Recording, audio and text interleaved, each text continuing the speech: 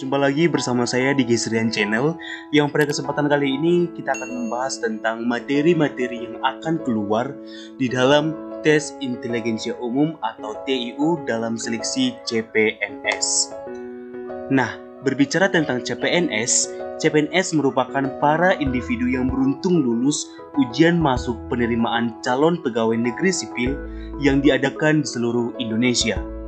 Dalam tes kemampuan dasar seleksi CPNS ini terbagi atas 3 bagian. Yang pertama itu ada tes wawasan kebangsaan atau disingkat dengan TWK. Yang kedua ada tes inteligensia umum atau disingkat dengan TIU. Yang ketiga ada tes karakteristik pribadi atau disingkat dengan TKP. Dalam tes inteligensia umum ini ada 4 materi pokok yang pastinya kita temukan di soal CPNS bagian TIU. Yang pertama ada kemampuan verbal, yang kedua ada penalaran logis, yang ketiga ada kemampuan numerik, dan yang keempat adalah materi tentang penalaran analitis. Nah, sekarang kita akan bahas satu persatu dari materi yang akan kita temukan di tes inteligensia umum dalam seleksi CPNS. Yang pertama, kemampuan verbal. Nah, dalam kemampuan verbal, soal yang akan diujikan itu biasanya tentang sinonim atau persamaan kata, antonim atau lawan kata, analogi atau hubungan, serta wacana ataupun bacaan. Kalau untuk sinonim, antonim, wacana sudah biasa ya kita kerjakan soal seperti itu, karena kalau untuk di ujian-ujian sekolah biasanya soal sinonim, antonim sudah biasa kita temukan seperti itu. Dan untuk di video kali ini saya akan membahas tentang soal analogi, yang mungkin soal tentang hubungan ini jarang ya kita temukan di soal-soal ujian sekolah seperti itu. Jadi untuk analoginya, nah dalam soal ini diketahui senapan titik 2 berburu sama dengan titik. Jadi kita harus tahu dulu untuk menjawab soal seperti ini, di ruas kiri ini harus sama dengan di ruas sebelah kanan, ya, karena itu merupakan soal hubungan. Nah, di sini kita lihat dalam soalnya senapan. Senapan ini kan seperti kita ketahui bahwasanya senapan ini adalah benda, begitu ya. Sedangkan berburu ini merupakan aktivitas ataupun kegiatan. Jadi langsung kita lihat di pilihannya yang mana. Nah, di antara pilihan tersebut ada kata benda dan ada kata aktivitas ataupun kata yang menyatakan kegiatan seperti itu. Yang bagian A, kapal titik 2 pesawat. Kapal itu kan benda ya, sedangkan pesawat juga benda, berarti belum pas hubungannya. Yang tadi yang A ini berarti kita eliminasi ya. Sedangkan yang B, perangkap titik 2 menangkap. Perangkap ini termasuk benda, sedangkan menangkap termasuk aktivitas atau kegiatan. Boleh nih yang bagian B jawabannya, cuman kita lihat dulu yang bagian opsi C, D, E. Mana tahu ada analogi ataupun hubungan yang cocok gitu ya, selain B begitu. Yang untuk C, kereta kan termasuk benda, sedangkan langsir belum aktivitas ya, belum termasuk aktivitas ataupun kegiatan. Yang bagian D, mobil termasuk benda dan sopir. Kalau sopir kan bukan kegiatan atau aktivitas ya, melainkan sopir itu merupakan orang yang mengendarai mobilnya. Kalau untuk parang termasuk benda dan gergaji termasuk benda, berarti kurang cocok hubungannya.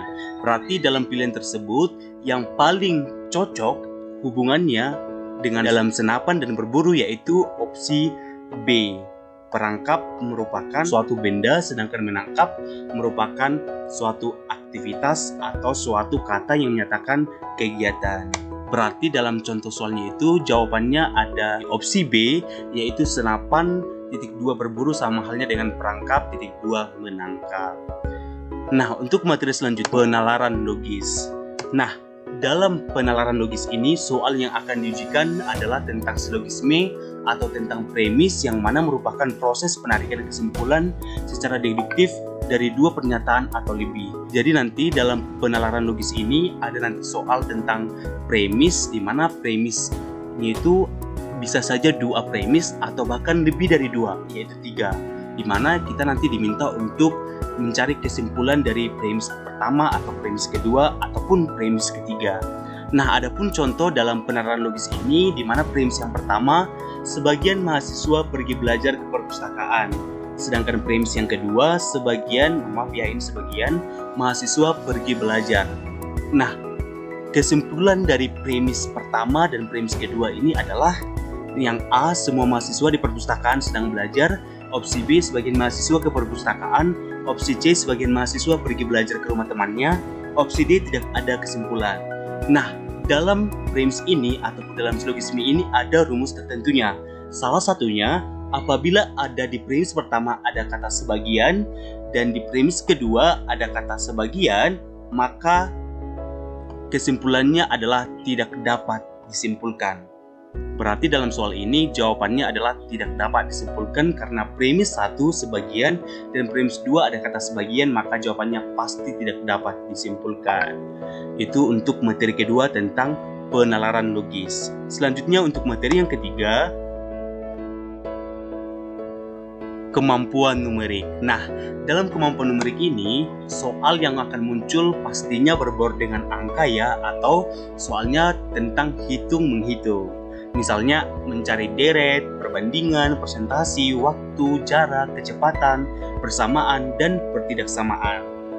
Nah, dalam kemampuan numerik ini, di sini ada saya sediakan soal tentang deret ya, di mana deret ini merupakan salah satu soal yang akan muncul di dalam kemampuan numerik. Nah, contoh gambaran soal dalam deretnya yaitu diketahui angka 3, 6, 4, 8, 5. Angka selanjutnya mengisi titik-titik di atas ini adalah, kalau ada soal seperti ini langsung kita lihat polanya ya, di mana 3 ke 6 itu kan dikali 2 ya, 4 ke 8 kali 2. Berarti 5 dikali 2 karena polanya adalah 2 ya, langsung jelas di sini terlihat. Berarti 5 dikali 2 sama dengan 10. Opsi D.